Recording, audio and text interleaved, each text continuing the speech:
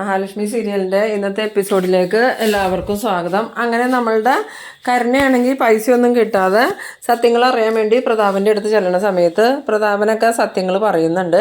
ഇനി എന്തായാലും കുറച്ച് നാളത്തേക്ക് കണ്ണൻ്റെ മുന്നിൽ തല കുനിച്ച് തന്നെ ജീവിക്കാനാണ് പ്രതാപനും മോഹിനിയും കരുണയെ ഉപദേശിക്കുന്നത്. പിന്നീട് കരുണ കമലേശ്വരത്ത് വരുമ്പം കണ്ണനെ എങ്ങനെ ഫേസ് ചെയ്യുമെന്ന് ഓർത്ത് വന്ന സമയത്ത് കണ്ണൻ്റെ മുന്നിലേക്ക് തന്നെയാണ് കരുണ വന്ന് കയറുന്നത്. അന്നേരം കണ്ണൻ ചോദിക്കുന്നുണ്ട്, നീ ഇതെവിടെ പോയതാ? അമ്മാവനെ കാണാൻ പോയിട്ട് അമ്മാവിന് കിട്ടിയ പൈസയുടെ പകുതി കിട്ടിയോടി എന്ന് ചോദിക്കുമ്പം ഈ കരുണയാണെങ്കിൽ ആകെ പരുങ്ങുന്നുണ്ട്. കണ്ണേട്ടൻ എന്താ ഇങ്ങനെയൊക്കെ പറയണേന്ന് ചോദിക്കുമ്പം ഞാൻ പറഞ്ഞതിൽ എന്താ തെറ്റുള്ളത്? അല്ലെങ്കിൽ അമ്മാവൻ്റെ വീട്ടിലേക്കൊന്നും പോവാറില്ലാത്ത നീ ഇന്ന് അമ്മാവൻ്റെ അടുത്തേക്ക് പോയത് അതിന് വേണ്ടിയിട്ട് തന്നെയല്ലേടി? എൻ്റെ അച്ഛനെ കൊന്നത് നിൻ്റെ അച്ഛനാ, എന്നിട്ടും അതിൻ്റെ പങ്ക് പറ്റാനായിട്ട് നീ അമ്മാവൻ്റെ അടുത്തേക്ക് പോയേക്കണു. നീയൊക്കെ വെറും ശവന്തീനികളല്ലേ എന്നൊക്കെ ചോദിച്ച് കരുണയോട് നല്ലോണം ദേഷ്യപ്പെടുന്നുണ്ടെങ്കിലും കരുണ അതിന് മറുപടി ഒന്നും പറയണില്ല. പിന്നീട് കണ്ണൻ ചോദിക്കുന്നുണ്ട്, എന്തായാലും നീ ഇന്ന് അവിടെ ഉണ്ടായിരുന്നു എന്നൊക്കെ ഞാൻ അറിഞ്ഞതാ. അതുമാത്രമല്ല അമ്മാവന് കിട്ടിയതിൻ്റെ പകുതി വാങ്ങിക്കൊണ്ട് വരാത്ത എന്താണെന്ന് ചോദിക്കുമ്പോഴും കരുണയ്ക്ക് മറുപടി ഒന്നുമില്ല. കരുണ ആകെ ഇങ്ങനെ നാണം കെട്ട് തല താത്തി നിൽക്കുകയാണ്. എന്നിട്ട് പറയുന്നുണ്ട്, എന്തായാലും നിൻ്റെ ദുഷ്ടമനസ്സ് ഞാൻ സമ്മതിച്ചടി. നീ നിൻ്റെ അമ്മായിയമ്മയോടും ഭർത്താവിനോടും ചെന്ന് പറ കമലേശ്വരത്തെ വിശ്വനാഥനെ കൊന്നത് നിൻ്റെ അച്ഛനാണ്. എന്നിട്ട് അവർ നിന്നോട് എങ്ങനെയാണ് പെരുമാറണേന്ന് അറിയാം. എന്തായാലും നീ ഇപ്പോൾ പൊക്കോ, നിനക്കുള്ളത് പുറകെ വരുന്നുണ്ടെന്ന് പറഞ്ഞ് കണ്ണൻ ദേഷ്യപ്പെടുന്നുണ്ട്. എന്നിട്ട് കരുണ ഇങ്ങനെ നിൽക്കുമ്പം പോ നീയ, നിന്നെ ഞാൻ വെറുതെ വിടാനൊന്നും ഉദ്ദേശിക്കണില്ല എന്നും പറഞ്ഞ് ദേഷ്യപ്പെടുമ്പം കരുണയാണെങ്കിൽ ആകെ പേടിക്കണമുണ്ട്, നല്ല സങ്കടം ആവണമുണ്ട്. പിന്നീട് കരുണ പോണ വഴിക്ക് സ്റ്റെപ്പിൽ കുറച്ച് സമയം ഇങ്ങനെ വിഷമിച്ച് നിൽക്കുന്നുണ്ട്. അതേസമയം നമ്മളുടെ ഉണ്ണിയാണെങ്കിൽ ഡ്രസ്സൊക്കെ മാറി പുറത്തേക്ക് പോകാനായിട്ട് വരുന്ന സമയത്ത് കരുണ അങ്ങോട്ട് ചെല്ലുന്നുണ്ട്. കരുണയെ കണ്ടതും ഉണ്ണി ചോദിക്കുന്നുണ്ട്, പൈസയ്ക്ക് പോയിട്ട് എന്താ ഇടി, പൈസ കിട്ടിയോ, പൈസ എവിടെയാണെന്ന് ചോദിക്കുമ്പോൾ അതെങ്ങനെയാണ്, നിങ്ങളെപ്പോലെയുള്ള ഒരാളോട് പറഞ്ഞിട്ടല്ലേ ഞാൻ പോയേ, അപ്പോൾ തന്നെ എനിക്ക് തോന്നിയായിരുന്നു പൈസ കിട്ടൂലെന്ന്. എന്തായാലും അവിടുത്തെ പണം കായ്ക്കണ മരം കാച്ചില്ല, അത് ഉണങ്ങിപ്പോയി, അതുകൊണ്ട് എനിക്ക് പൈസ കിട്ടിയില്ല എന്ന് പറയണം. അന്നേരം ഉണ്ണി ചോദിക്കുന്നുണ്ട്, അല്ല എനിക്കൊരു സംശയം, നിനക്ക് അമ്മാവൻ ഏത് വകയല്ല പൈസ തരണേ? അതാ എനിക്ക് മനസ്സിലാവാത്തതെന്ന് പറയുമ്പം ഇനിയിപ്പോൾ എന്തായാലും കിട്ടിയില്ലല്ലോ, അപ്പോൾ പിന്നെ വകയൊന്നും അന്വേഷിക്കേണ്ട കാര്യവുമില്ല, എനിക്കത് ബോധിപ്പിക്കേണ്ട കാര്യമില്ല എന്ന് പറയണം. പിന്നീട് ഈ കണ്ണൻ പറഞ്ഞ കാര്യങ്ങളൊക്കെ വെച്ച് ഉണ്ണിയുടെ മനസ്സിലിരിപ്പോൾ എന്താണെന്ന് അറിയാൻ വേണ്ടിയിട്ട് കരുണ പറയുന്നുണ്ട്, അല്ലെങ്കിലും ഇനി നമ്മൾ അധിക കാലമൊന്നും ഒരുമിച്ച് ഉണ്ടാവുമെന്ന് എനിക്ക് തോന്നണില്ല എന്ന് പറയുമ്പോൾ ഉണ്ണി പറയുന്നുണ്ട്, നീ അതും പറഞ്ഞ് എന്നെ പേടിപ്പിക്കുകയൊന്നും വേണ്ട. നേരത്തെ നീ ഇങ്ങനെയൊക്കെ പറയുമ്പം എനിക്ക് പേടിയുണ്ടായിരുന്നു, ഞാൻ നിന്നോട് കാല് പിടിച്ചൊക്കെ പോവല്ലേ എന്ന് പറയാറുണ്ടായിരുന്നു. പക്ഷേ ഇനി നീ പോയാലും എനിക്ക് പ്രശ്നമൊന്നുമില്ല. നിരന്തരം എന്നെ ആക്ഷേപിക്കുകയും അപമാനിക്കുകയും ചെയ്യണ ആൾക്കാരോട് എനിക്ക് വലിയ താല്പര്യമൊന്നുമില്ല. എനിക്ക് വില കൽപ്പിക്കാത്തവർ എൻ്റെ കൂടെ നിൽക്കണമെന്നും എനിക്ക് തോന്നണില്ല. എന്തായാലും നിനക്കിനി ബന്ധം വേർപ്പെടുത്തണമെങ്കിൽ പറഞ്ഞാൽ മതി, ഡൈവേഴ്സ് പേപ്പറിൽ ഞാൻ ഒപ്പിട്ട് തന്നേക്കാം. ആ സമയത്ത് കരുണ ചോദിക്കുന്നുണ്ട്, അപ്പോൾ ഉണ്ണിയേട്ടന് പ്രശ്നമൊന്നുമില്ല എന്ന് ചോദിക്കുമ്പോൾ നേരത്തെ എനിക്ക് വിഷമവും സങ്കടമൊക്കെ ഉണ്ടായിരുന്നു, നീ എന്നെ വിട്ടു പോകുമെന്നും പറഞ്ഞ് ഭീഷണിപ്പെടുത്തുമ്പോൾ, പക്ഷേ ഇപ്പം എനിക്കതൊന്നുമില്ല, നീ എപ്പോൾ വേണമെങ്കിലും പോകാൻ റെഡി ആയിക്കോ, പറഞ്ഞാൽ മതി, ഞാൻ ഒപ്പിട്ട് തന്നോളാം. എൻ്റെ നിലപാടിപ്പോൾ അതാ, നിനക്ക് പോകണമെങ്കിൽ പോകാം, ഇവിടെ നിൽക്കണമെങ്കിൽ നിൽക്കാം, നീ പോയാലും നിന്നാലും എനിക്ക് പ്രശ്നമൊന്നുമില്ല എന്നും പറഞ്ഞ് ഉണ്ണി അങ്ങോട്ട് പോകുന്നുണ്ട്. അപ്പോൾ തന്നെ കരുണയ്ക്ക് മനസ്സിലാവുന്നുണ്ട്, ഇനിയിപ്പം ഉണ്ണിയുടെ അച്ഛനെ കൊന്നത് കരുണയുടെ അച്ഛനാണെന്ന് അറിഞ്ഞിട്ടുണ്ടെങ്കിൽ ഉറപ്പായിട്ടും ഉണ്ണി കരുണയെ അവിടെ നിന്ന് അടിച്ചിറക്കി വിടുമെന്ന്. അതിങ്ങനെ മനസ്സിലാലോചിച്ച് വിഷമിച്ച് ഇങ്ങനെ കരുണ നിൽക്കുന്നുണ്ട്. പിന്നീട് കാണിക്കുന്നത് നമ്മളുടെ മഹാലക്ഷ്മി ആണെങ്കിൽ റെഡി ആയിക്കൊണ്ടിരിക്കുമ്പം കണ്ണൻ അങ്ങോട്ടേക്ക് വരുന്നുണ്ട്. കണ്ണൻ വന്നതും മഹാലക്ഷ്മി ചോദിക്കുന്നുണ്ട്, ആ കണ്ണേട്ടൻ വന്നോ, നമുക്കെന്താ പോയാലോ എന്ന് ചോദിക്കുമ്പം അതിനെന്താ പോകാൻ, തനിക്കെന്തെങ്കിലും ബുദ്ധിമുട്ടുണ്ടോ യാത്ര ചെയ്യാൻ, ഇന്ന് അവധി ദിവസമല്ലേ, അതുകൊണ്ട് നമുക്ക് കുറച്ച് സ്ഥലങ്ങളിലൊക്കെ കറങ്ങാൻ പോകാമെന്ന് പറയുമ്പം മഹി പറയുന്നുണ്ട്, എനിക്കൊരു കുഴപ്പമില്ല കണ്ണേട്ടാ, നമുക്ക് എല്ലായിടത്തും കറങ്ങാൻ പോകാമെന്നും പറഞ്ഞ് പോകാനായിട്ട് ഇറങ്ങുമ്പോഴാണ് മഹാലക്ഷ്മിയുടെ ഫോൺ ബെല്ലടിക്കുന്നത്. ഫോണിൽ വിളിക്കുന്നത് മഞ്ജു ആണ്.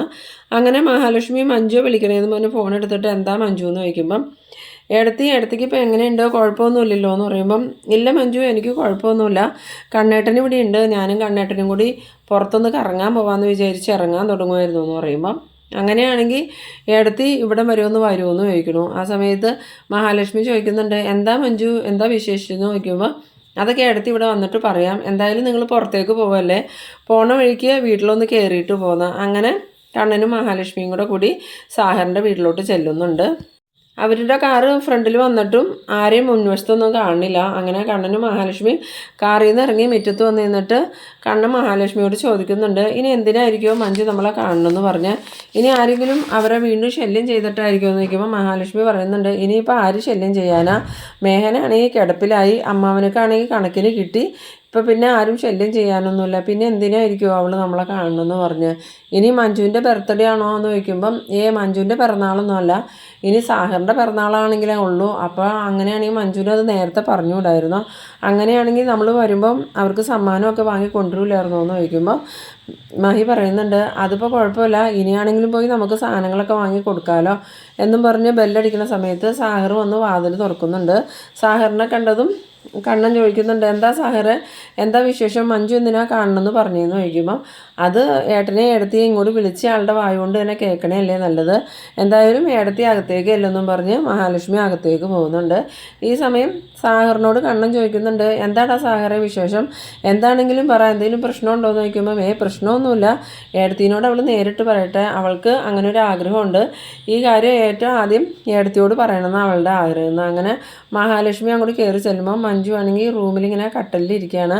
എന്നിട്ട് മഹാലക്ഷ്മി ചെന്നിട്ട് പേടിയോടുകൂടി ചോദിക്കുന്നുണ്ട്, എന്ത് പറ്റി മഞ്ജു, നീ എന്തിനാ ഞങ്ങളെ കാണണമെന്ന് പറഞ്ഞാൽ, നിനക്ക് എന്തെങ്കിലും പ്രശ്നമുണ്ടോ എന്ന് ചോദിക്കുമ്പം ഇല്ല എടുത്തി, എനിക്ക് പ്രശ്നമൊന്നുമില്ല, ഞാനും നിങ്ങളെപ്പോലെ തന്നെ ഒരമ്മയാവാൻ പോവുക, ഏടത്തി ഏട്ടനും അമ്മാവനും അമ്മായി ആവാൻ പോവുക എന്ന് പറഞ്ഞതും മഹാലക്ഷ്മി സന്തോഷത്തോടുകൂടി മഞ്ജുവിനെ കെട്ടിപ്പിടിക്കുന്നുണ്ട്. എന്നിട്ട് ചോദിക്കുന്നുണ്ട്, നേരാണോ മഞ്ജു, എന്നാ ഇത് അറിഞ്ഞതെന്ന് ചോദിക്കുമ്പം ഇന്നാ ഞങ്ങൾ ആസ്പത്രിയിൽ പോയാൽ അപ്പോഴാണ് ഡോക്ടർ വിവരങ്ങൾ പറഞ്ഞ, എന്തെങ്കിലും വിശേഷമായിട്ട് പോയതാണോ എന്ന് ചോദിക്കുമ്പം എനിക്ക് ഭയങ്കര ക്ഷീണവും തളർച്ചയൊക്കെ ആയിരുന്നു എടുത്തി, അതുകൊണ്ട് ഡോക്ടറെ കാണാൻ ചെന്നതാ, അപ്പോൾ ഡോക്ടർ പറഞ്ഞു ഞാനൊരു അമ്മയാവാൻ പോവാന്ന്. എന്തായാലും ഏടത്തിക്ക് സന്തോഷമായില്ലേന്ന് ചോദിക്കുമ്പം പിന്നെ സന്തോഷമാവാതെ ഇനിയിപ്പോൾ നിൻ്റെ അമ്മയെ വിളിച്ച് വിവരം പറയുമൊന്നും വേണ്ട, അതുമാത്രമല്ല നിൻ്റെ തറവാട്ടിലേക്ക് നീ പോകാനും നിൽക്കണ്ട, അവിടെ ചെന്നിട്ടുണ്ടെങ്കിൽ നിൻ്റെ അമ്മ എങ്ങനെ പെരുമാറുമെന്നൊന്നും പറയാൻ പറ്റില്ല എന്ന് പറയുമ്പോൾ മഞ്ജു പറയുന്നുണ്ട്, ഇല്ല ഏടത്തി, ഞാൻ തൽക്കാലം ആരോടും പറയാനൊന്നും പോണില്ല, എന്നെ സ്നേഹിക്കുന്നവരോട് മാത്രമേ പറയണുള്ളൂ, പിന്നെ ഇതിൻ്റെ ഓരോ ചടങ്ങുകളൊക്കെ ഉണ്ട്, ശരിക്കും അതൊക്കെ നടത്തേണ്ടത് നിൻ്റെ തറവാട്ടിൽ വെച്ചാൽ, പക്ഷേ അവിടെ വെച്ച് ഇതൊന്നും നടത്താൻ നിർവാഹമില്ലല്ലോ, അതുകൊണ്ട് ചടങ്ങുകളെല്ലാം ഇവിടെ വെച്ച് തന്നെ നടത്തിയാൽ മതി എന്ന് പറയുമ്പം മഞ്ജു പറയുന്നുണ്ട്, അതൊന്നും കുഴപ്പമില്ല എടുത്തിന്ന്. പിന്നീട് മഹാലക്ഷ്മി പറയുന്നുണ്ട്, നിനക്ക് പിന്നെ വന്ന് നിൽക്കാൻ വീടില്ലാന്ന് കരുതി നീ വിഷമിക്കുകയൊന്നും വേണ്ട, ഞാൻ നിൽക്കുന്ന വീടില്ലേ അനന്തുവേട്ടൻ്റെ ലേഹയുടെ വീട്, അവിടെ വന്ന് നിനക്കും നിൽക്കാം, ഇനിയിപ്പോൾ നീ അമ്മയാവാൻ പോകാമെന്നുള്ള സത്യം അനന്തുവേട്ടനും ലേഖ അറിഞ്ഞാൽ അവർക്കും സന്തോഷമാവും, ആരും പറയാതെ തന്നെ ലേഖ തന്നെ വരും നിന്നെ അങ്ങോട്ട് വിളിക്കാനായിട്ടെന്ന് പറയുമ്പോൾ മഞ്ജു പറയുന്നുണ്ട്, അതൊന്നും വേണ്ട ഏടത്തി, ഇപ്പോൾ തന്നെ ഏടത്തിയെ അവർ നോക്കണില്ലേ, അതിൻ്റെ കൂടെ ഞാനും കൂടി ചെന്ന് അവർക്ക് ബുദ്ധിമുട്ടാവണ്ടെന്ന് പറയുമ്പം അങ്ങനെയൊന്നുമില്ല മഞ്ജു, അവർക്ക് കുട്ടികളുണ്ടാവാത്തത് കൊണ്ട് തന്നെ ആർക്കെങ്കിലും കുട്ടികളുണ്ടാവുമെന്ന് കേൾക്കുമ്പോൾ അവർക്ക് ഭയങ്കര സന്തോഷമാണ്, അവർക്ക് അങ്ങനെ മടിയൊന്നുമില്ല നോക്കാമെന്ന്. പിന്നീട് മഹാലക്ഷ്മിയാണെങ്കിൽ മഞ്ജുവിനെ വിളിച്ചുകൊണ്ട് വെളിയിലേക്ക് വരുന്നുണ്ട്. വെളിയിലേക്ക് വരുമ്പം കണ്ണൻ ചോദിക്കുന്നുണ്ട്, എന്തിനാ മഞ്ജു നീ ഞങ്ങളെ കാണണമെന്ന് പറഞ്ഞാൽ, അത്യാവശ്യമായിട്ടും കൂടി വരാൻ പറഞ്ഞാൽ എന്തിനാന്ന് ചോദിക്കുമ്പോൾ മഞ്ജു ഇങ്ങനെ മഹാലക്ഷ്മിയുടെ നേരെ നോക്കുന്നുണ്ട്. അപ്പോൾ മഹാലക്ഷ്മി പറയുന്നുണ്ട്, നീ തന്നെ പറയാന്ന്. അങ്ങനെ മഞ്ജു പറയുന്നുണ്ട്, കണ്ണേട്ടനും എടുത്തി അച്ഛനെ അമ്മയായി കഴിഞ്ഞാൽ അതിൻ്റെ പുറകെ തന്നെ ഞങ്ങളും അച്ഛനും അമ്മയും ആവുന്നു. അത് കേട്ടതും കണ്ണന് ഭയങ്കര സന്തോഷമാവുന്നുണ്ട്. എന്നിട്ട് കണ്ണൻ ചോദിക്കുന്നുണ്ട്, ഈ വിവരം നീ നിൻ്റെ അമ്മയെ വിളിച്ച് പറഞ്ഞു എന്ന് ചോദിക്കുമ്പം ഇല്ല കണ്ണേട്ട, ഞാൻ ആരോടും പറഞ്ഞില്ല, എന്നാൽ നീ തൽക്കാലം ഇത് ആരോടും പറയണ്ട, നിങ്ങളെക്കാളും മുമ്പ് അമ്മയാവേണ്ടവളായിരുന്നു അവിടെ ഒരുത്തി, അവളുടെ അച്ഛൻ്റെ മുത്തശ്ശിയുടെ അവളുടെയും കയ്യിലിരിപ്പ് കൊണ്ട് അത് നടന്നില്ല, ഇനിയിപ്പം നീ അമ്മയാവാൻ പോവാന്ന് കേട്ടാൽ അതവൾക്ക് സഹിക്കാൻ പറ്റില്ല എന്ന്. ആ സമയത്ത് മഹാലക്ഷ്മി ഇങ്ങനെ വിചാരിക്കുന്നുണ്ട് സത്യമാണല്ലോ എന്ന്.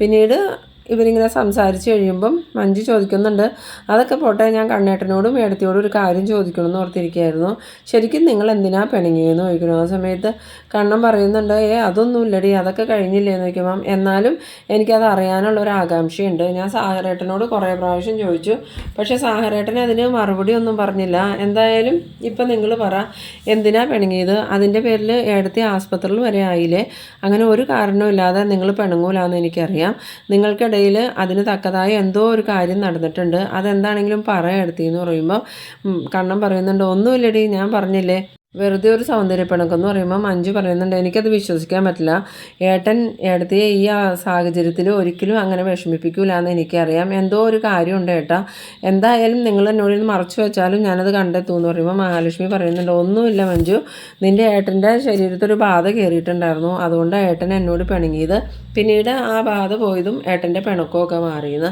ആ സമയത്ത് കണ്ണൻ പറയുന്നുണ്ട്, എന്തായാലും നീ ഇപ്പോൾ അതൊന്നും ആലോചിച്ച് ടെൻഷൻ ആവണ്ട, ഇപ്പോൾ സന്തോഷമായിട്ടിരിക്കേണ്ട സമയം, എന്തായാലും ഞങ്ങളൊന്ന് കറങ്ങാൻ പോകാൻ വേണ്ടി ഇറങ്ങിയതാ, നീയും കൂടി പോരെ, നമുക്കെല്ലാവർക്കും ഒരുമിച്ചൊന്ന് കറങ്ങിയിട്ട് വരാമെന്ന് പറയുമ്പം മഞ്ജു പറയുന്നുണ്ട്, വേണ്ട ഏട്ടാ, ഇപ്പോൾ ഡോക്ടർ അധികം യാത്രയൊന്നും വേണ്ടാന്നാണ് പറഞ്ഞേക്കണേ, റെസ്റ്റ് എടുക്കാൻ പറഞ്ഞിട്ടുണ്ട്, അപ്പോൾ നിനക്ക് സഹായത്തിന് ഇവിടെ ആരും ഇല്ലല്ലോ, എന്നാൽ നീ ഒരു പണി ചെയ്യുക, ഞങ്ങളുടെ കൂടെ ആനന്ദുവിൻ്റെ വീട്ടിലേക്ക് പോരേന്ന് പറയുമ്പം അതൊന്നും വേണ്ട എടുത്തി, ഞാൻ ഇവിടെ തന്നെ നിന്നോളാം എന്ന് പറയണം. അന്നേരം മഹാലക്ഷ്മി പറയുന്നുണ്ട്, എന്നാൽ നിനക്ക് സഹായത്തിനായിട്ട് ആരെങ്കിലും ഏർപ്പാട് ചെയ്യാമെന്ന് പറയുമ്പം അതൊന്നും വേണ്ട എടുത്തി, ഇനിയിപ്പോൾ തോമസ് ഡോക്ടർ വിവരങ്ങൾ അറിഞ്ഞപ്പോൾ തന്നെ സാഹറേട്ടനോട് കുറച്ച് ദിവസത്തേക്ക് ലീവ് എടുത്തോളാൻ പറഞ്ഞിട്ടുണ്ട്.